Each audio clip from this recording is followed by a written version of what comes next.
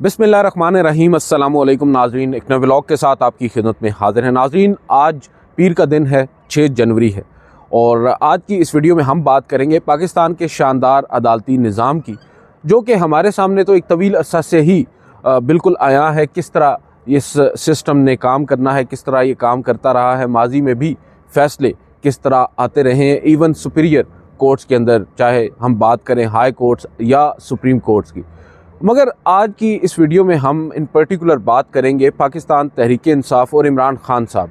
इमरान खान साहब, आपको मालूम है 9 मई 2023 के बाद से जो सख्तियाँ उनको या उनकी पार्टी को झेलना पड़ी, माजी में इसकी कोई मिसाल नहीं मिलती। वो अलग बात है, बहुत से लोग यहाँ पर ये कहते हैं, इसको बैलेंस करने की कोशिश करते हैं कि भाई 2018 में भी यही सब कुछ होता रहा है। भले ही 2018 में बहुत कुछ होता रहा है और हम उस वक्त भी उसको गलत ही कहते रहे हैं, मगर आज जो कुछ हो रहा है 2018 में ऐसा हम तसव्वुर भी नहीं कर सकते थे। जो उस वक्त ज़राए से या अंदाज़े के मुताबिक लोग बात किया करते थे, आज वसूख के साथ बिल्कुल ही सामने वो चीज़ें हो रही हैं और जो कर रहे हैं उन्हें भी अब वो नहीं रहा कि भाई हमने कोई चीज़ पसे पर्दा करनी है या छुपा कर करनी है।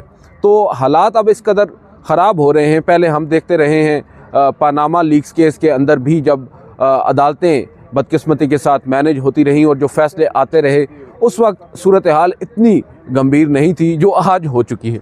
अब आप देख सकते हैं इमरान खान साहब एक तवील अरसा से पाबंद सलासल हैं, तकरीबन 1.5 साल से ज़ायद का अरसा हो चुका है। उनके कारकुनान, उनके पार्टी के सरकर्दा जो रहनुमा हैं वो भी पाबंद सलासल हैं। फ़ौजी अदालतें अपने फ़ैसले सुना चुकी हैं, सब कुछ हो रहा है।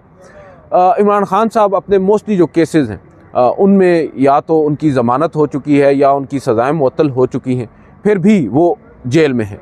और ये पाकिस्तान ही है जहाँ पर एक शख्स अपने ऊपर तमाम तर दायर मुकदमात से जब ज़मानत हासिल कर चुका है, उसके बावजूद वो जेल में है, क्योंकि फिर किसी एक मुकदमे में गिरफ़्तारी डाल दी जाती है।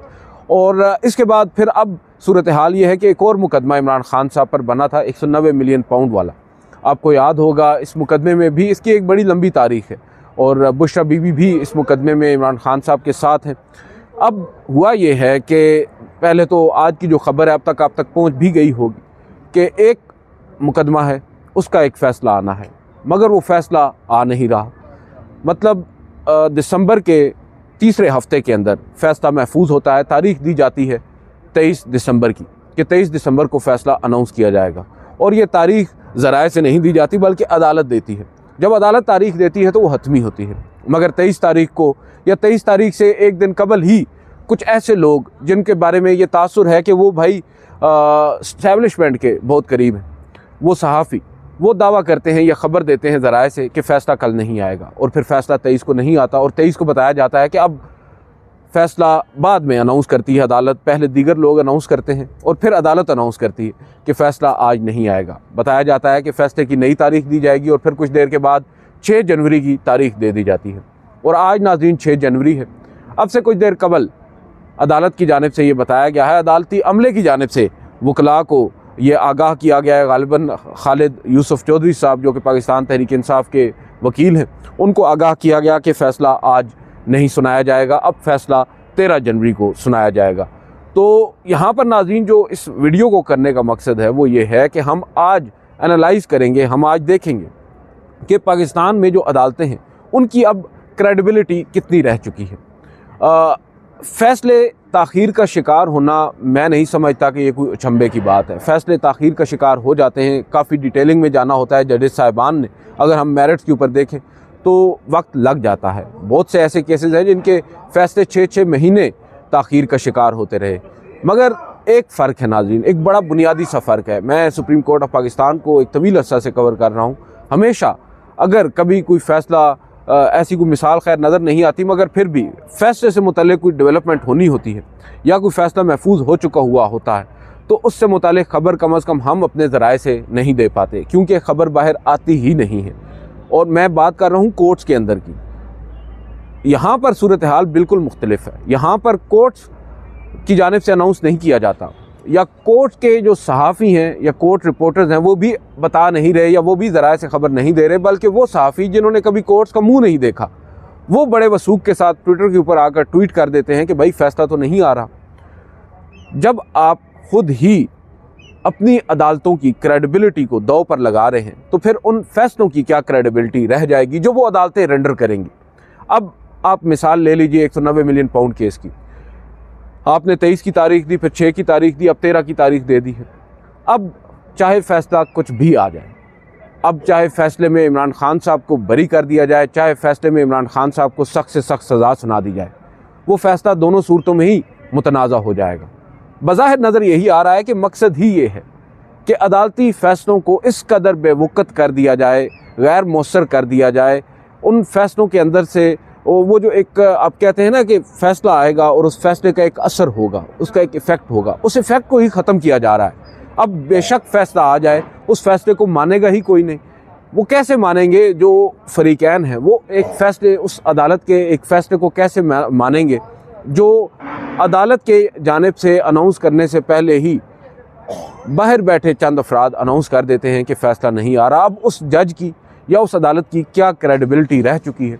और सब इसके साथ साथ फिर जोड़ा जा रहा है इस तमाम तर सूरत हाल को मौजूदा जो एक डायलॉग चल रहा है, डायलॉग है पाकिस्तान तहरीक इंसाफ और हुकूमत या इस्टेब्लिशमेंट के माबैन। ज़ाहिरी बात है, यहाँ पर यह भी बताया जा रहा है, ज़राए ये बता रहे हैं कि मुज़ाकरात एक जानिब तो एक हुकूमती कमेटी है, उसके साथ कर रही है पाकिस्तान तहरीक इंसाफ की कमेटी, मगर फिर एक मुज़ाकराती दौर चल रहा है पसे पर्दा, जो कि शायद ज़्यादा मौसर भी है और उसमें होने वाली डेवलपमेंट्स पसे पर्दा ही हैं, वो सामने आ भी नहीं रही। वो जो डायलॉग है या वो जो मुज़ाकराती अमल है, वो शायद एक बुनियादी वजह है जिसकी वजह से ये जो अदालत की जानिब से फ़ैसले आने हैं या फ़ैसला आना है, इसमें ताख़ीर हो रही है। ये समझा जा रहा है कि भांपा जा रहा है सूरत हाल को और देखा जा रहा है किस तरफ ये ऊँट बैठेगा करवट। और जैसे ही इस मुज़ाकराती दौर के इस मुज़ाकरात का ड्रॉप सीन होगा, उसके बाद फिर फ़ैसला भी उसी से मशरूत आ जाएगा, उसी तर्ज पर कोई फ़ैसला आ जाएगा और फिर अंदाज़ा हो जाएगा कि अब हालात किस तरफ जा रहे हैं। जब आप अपनी अदालतों को ही इस नहज पर ले आए हैं, हम देख चुके हैं, मैंने जैसा कि वीडियो के शुरू में कहा कि हम कोर्ट रिपोर्टर्स तो अब काफ़ी हद तक आदी हो चुके हैं। जो अदालती निज़ाम है पाकिस्तान का, अब इसमें कुछ भी ऐसा नहीं है कि हमें कोई चीज़ सरप्राइज़ करे। हुमायूं दिलावर साहब जज, वो उन्होंने जो फ़ैसला दिया, अब माशाल्लाह से उनको इस्लामाबाद हाई कोर्ट का जस्टिस लगाने की भी माज़रत चाहता हूँ, तैयारी हो रही है। और भी जजेस साहिबान हैं जिन्होंने बड़ी खूबसूरती के साथ जो रियासती बयानिया है उसको आगे लेकर चले हैं। जो फ़ैसले उन्होंने दिए हैं, उन फ़ैसलों में इवन जो हमारी जुडिशरी है, टॉप जुडिशरी है, उसमें भी बैठे लोग अक्सर मजाक उड़ा रहे होते हैं कि भाई ये क्या हो रहा है, मगर फिर भी ये हो रहा है और ये होता रहेगा। और आज जो हो रहा है, आप देखें, जो हमारी सुप्रीम कोर्ट ऑफ पाकिस्तान है, आपको कहीं नज़र नहीं आ रही, आला अदलिया कहीं नज़र नहीं आ रही, हमारी वकलात तंजीमें, बार एसोसिएशंस, बार कौंसल्स खामोश हैं। किसी को कुछ फ़र्क नहीं पड़ रहा कि भाई हो क्या रहा है। आज इनमें क्या फ़र्क पड़ेगा जब 26वीं आइनी तरमीम जो लोग लाए हैं, आप अंदाज़ा लगा लें, वो 26वीं आइनी तरमीम जिसने पाकिस्तान के पूरे अदालती निज़ाम को ही हुकूमत के आगे सरेंडर करने पर मजबूर कर दिया है। पाकिस्तान का अदालती निज़ाम अब बिल्कुल ही फारिग हो चुका है, गैर मौसर हो चुका है। मैं इस वक्त मौजूद हूँ सुप्रीम कोर्ट ऑफ पाकिस्तान में और आज 26वीं आइनी तरमीम के नतीजे में बनने वाला जो जुडिशल कमीशन था और उस जुडिशल कमीशन के इजलास में कायम होने वाला आइनी बेंच, उस आइनी बेंच ने आज फिर बड़े अहम मुकदमात की समाअत की है। इसमें आज डिप्टी स्पीकर जो थे पंजाब असम्बली के, उनका रूलिंग का मुकदमा था, हमजा शहबाज शरीफ साहब की नज़र खानी दरख्वास्त थी, चौधरी परवेज़ इलाही साहब को नोटिस भी हुआ है। इसके अलावा भी बहुत से अहम मुकदमात थे जिनमें आज बड़ी अहम ऑब्जर्वेशंस भी आई हैं और आप कह सकते हैं कि नोटिस भी जारी हुए हैं, मगर आपका उनमें इंटरेस्ट ही नहीं है, क्योंकि आपको मालूम है वो फ़ैसले क्या हैं, उनकी वक़्त क्या है। ये जो इमारत है ये इस वक्त बिल्कुल ही गैर मुतलका हो चुकी है, गैर मौसर हो चुकी है। हम भी बॉदर नहीं करते कि यहाँ पर होने वाली जो डेवलपमेंट्स हैं लम्हा ब लम्हा माजी की तरह, 26वीं आइनी तरमीम से पहले की तरह आपके साथ वो शेयर करें, क्योंकि आपका भी इंटरेस्ट नहीं है। इंटरेस्ट अब हमारा भी बदकिस्मती के साथ नहीं रहा।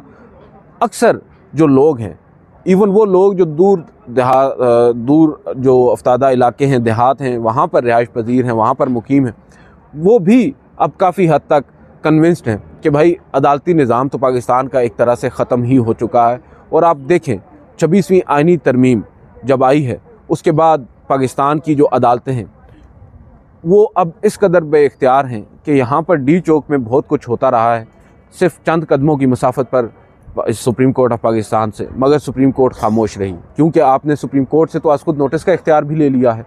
अब तो आइनी बेंच ही है और आइनी बेंच भी वही काम करेगा जो ज़ाहिरी बात है उनको जिन्होंने इन द फर्स्ट प्लेस आइनी बेंच में नामज़द किया है उनकी ही ईमा पर वो काम करेगा। वजह यह है, मैं इल्ज़ाम तराशी नहीं कर रहा, मैं ये कह रहा हूँ कि जब आपको कुछ डायरेक्टली अपॉइंट करता है तो फिर ज़ाहिरी बात है आप आइंदा जो एक्सटेंशन है आपके उस आइनी बेंच में रहने की वो भी उसी के हाथ में है जिसने आपको in the first place appoint किया है, जिसमें ज़्यादातर तादाद जो है वो हुकूमत की है। जजेस साहिबान तो माशाल्लाह से अपने साथ खड़े नहीं हो रहे, वो हुकूमत के साथ खड़े हो चुके हैं। मैं जस्टिस अमीनुद्दीन खान साहब की बात कर रहा हूँ। जब बात आती है अदलिया की और रियासत की तो वो रियासत या हुकूमत के साथ खड़े हो जाते हैं, अदलिया को साइड पर कर देते हैं, अपने हक़ में वोट देने के लिए अपने जजेस की मुखालफत कर देते हैं। तो फिर इनसे आप क्या एक्सपेक्ट करेंगे। अब जो आज हुआ है 190 मिलियन पाउंड केस के अंदर हमारी जो सुप्रीम कोर्ट ऑफ पाकिस्तान है, हमारे जो चीफ जस्टिस हैं जस्टिस याह्या अफरीदी साहब क्यों कर खामोश हैं? क्योंकि वो कुछ कर नहीं सकते। आइनी बेंच क्यों कर खामोश है? क्योंकि वो भी बेइख्तियार है। हाँ, ये बात ज़रूर है कि आइनी बेंच अगर चाहे तो सो मोटो ले सकता है, क्योंकि वो ख़ुद समझते हैं कि वो अब भी नोटिस लेने का इख्तियार रखते हैं। जब आप कुछ करना चाहें तो आपके पास बहुत से रास्ते होते हैं, मगर शायद इस वक्त इंटेंशन नहीं है कुछ करने की। जहाँ तक ताल्लुक़ है जस्टिस याह्या अफरीदी साहब का, जस्टिस याह्या अफरीदी साहब तो if I am not wrong, मैं क्योंकि हफ्ता 10 दिन थोड़ा सा बाहर भी रहा हूँ, उन्होंने तो अभी गालिबन शायद खदीजा शाह के उस ख़त का भी जवाब नहीं दिया, या उस ख़त के जवाब में उन्होंने उनको दोबारा से अडयाला जेल में जाकर इमरान खान से मुलाकात करने का भी नहीं कहा। आपको याद होगा Khadija Shah jail reforms committee की मेंबर हैं, और जब जेल रिफॉर्म्स कमेटी जिसमें आहत चीमा भी शामिल हैं, ये लोग गए अडयाला जेल में और वहाँ पर इन्होंने विज़िट किया चीफ जस्टिस ऑफ पाकिस्तान की डायरेक्शंस के ऊपर, और इमरान खान साहब जो कि वहाँ पर एक सियासी कैदी हैं उनसे मुलाकात के लिए ख्वाहिश का इजहार किया, तो वहाँ पर मौजूद जो DIG थे उन्होंने इन्हें मुलाकात से रोक दिया, ये जानते हुए कि इनको भेजा गया है चीफ जस्टिस ऑफ पाकिस्तान या जस्टिस याह्या अफरीदी ने मुलाकात नहीं कराई गई। खदीजा शाह ने ख़त लिखा, ओपन लेटर लिखा जस्टिस याह्या अफरीदी साहब को, मगर मेरा नहीं ख्याल कि अभी तक उसका कोई जवाब सामने आया है। अगर आया भी है तो कम से कम मंजर आम पर हमें नहीं आया वो जवाब, और ना ही उसके नतीजे में कोई ऐसी डेवलपमेंट होती नज़र आ रही है, जिससे नज़र यही आ रहा है कि इंटेंशंस जो है नाज़रीन वो कुछ और हैं। दूसरी जानिब हालात तब्दील भी हो रहे हैं, ऐसी बात नहीं है। हम तो बात कर रहे हैं पाकिस्तान के अदालती निज़ाम की, जो कि बदकिस्मती के साथ मैं ये कहूँगा मशरूत है पाकिस्तान के सियासी निज़ाम या सियासी मंजरनामे से। अब पाकिस्तान का जो सियासी मंजरनामा है वो मैं पहले आपके साथ कह चुका हूँ, डिस्कस कर चुका हूँ, 2023 मई 2023 के बाद से बिल्कुल ही तब्दील हो चुका है। अब वो जो तब्दील होने वाला मंजरनामा है उसमें भी फिर हम देख रहे हैं थोड़ी सी तब्दीली आ रही है नए साल के आगाज़ के बाद, क्योंकि अब जो ओवरऑल सिनेरियो है पूरी दुनिया में वो तब्दील हो रहा है। ट्रंप बन चुके हैं सदर अमेरिका के, 20 को उन्होंने ओथ लेना है, और पाकिस्तान में भी ज़ाहिरी बात है बहुत से जो लोग हैं वो देखते हैं अमेरिका की तरफ। अमेरिका की नाराज़ी तो हम मोल नहीं ले सकते, और इमरान खान साहब की हिमायत में वहाँ से बहुत सी बातें आने लग गई हैं, बहुत से लोग जो हैं वो आवाज़ें उठाने लगे हैं, और इसी सूरत हाल को देखते हुए शायद जो मुज़ाकराती अमल है उसमें संजीदगी नज़र आ रही है दोनों इतराफ़ से। और आज तो ख़बरें चल रही थी, मैं अभी जियो न्यूज़ देख रहा था कि डेडलॉक बरकरार है, PTI ने तहरीरी तौर पर अपनी गुजारिशात नहीं दी। ये सब एक दिखावा ज़रूर हो सकता है, मगर मालूम सबको है कि मुज़ाकराती अमल जो है इस वक्त मजबूरी है, ना सिर्फ इमरान खान की, पाकिस्तान तहरीक इंसाफ की, बल्कि उनसे भी ज़्यादा रियासत पाकिस्तान की, रियासती इदारों की, फ़ौज की, इस्टेब्लिशमेंट की, इवन हुकूमत की। हुकूमत तो खैर जैसे लाई गई है वैसे ही भेज भी दी जाएगी, और उनको रियलाइज़ तभी होगा जब उनको भेज दिया जाएगा। अभी तक उनको रियलाइज़ नहीं हो रहा, उनको अभी तक रियलाइज़ बावजूद इसके नहीं हो रहा कि जो आज हो रहा है तकरीबन इससे कम ही सही, मगर ये सब कुछ उनके साथ हो चुका है माजी करीब में, मगर सीखा उन्होंने कुछ नहीं है। महज अपने इक़्तिदार को तक़वियत देने के लिए, अपने इक़्तिदार को तूल देने के लिए कंप्रोमाइज़ पर कंप्रोमाइज़ किए जा रहे हैं, और शायद दूसरी जानिब अब ये रियलाइजेशन हो चुकी है, क्योंकि जो हमारी हुकूमत है, जो शहबाज हुकूमत है, जिसमें पीपल्स पार्टी भी है, दीगर सियासी जमातें भी हैं, वो इमरान खान या पाकिस्तान तहरीक इंसाफ का जो नैरेटिव है उसको काउंटर करने में 10% भी इफ़ेक्टिव नहीं हो सकी। अपना बयानिया वो नहीं बना सके, जो एक बयानिया वो बना सकते थे। 9 मई के बाद से एक माहौल उन्होंने बनाया, वो भी हर गुज़रते दिन के साथ वो ख़त्म कर रहे हैं, अपने आप को कमज़ोर कर रहे हैं। 26 नवंबर करने के बाद अब ये रियलाइजेशन हो चुकी है कि भाई अब गेम हमारे हाथ से निकल चुकी है, और इसी वजह से अब ये कोशिश हो रही है कि मुज़ाकरात की मेज़ पर बैठकर मामलात को हल किया जाए। और अब तो बैठे मुख्तलिफ़ लोग जो बड़ी अहम शख्सियात हैं वो ये दावे कर रही हैं कि इमरान खान साहब आज आए या कल आए, अब उनका वापस आना ठहर चुका है, और अब जो हालात हैं वो तब्दीली की तरफ जा रहे हैं। तेज़ी से ये तब्दीली आएगी।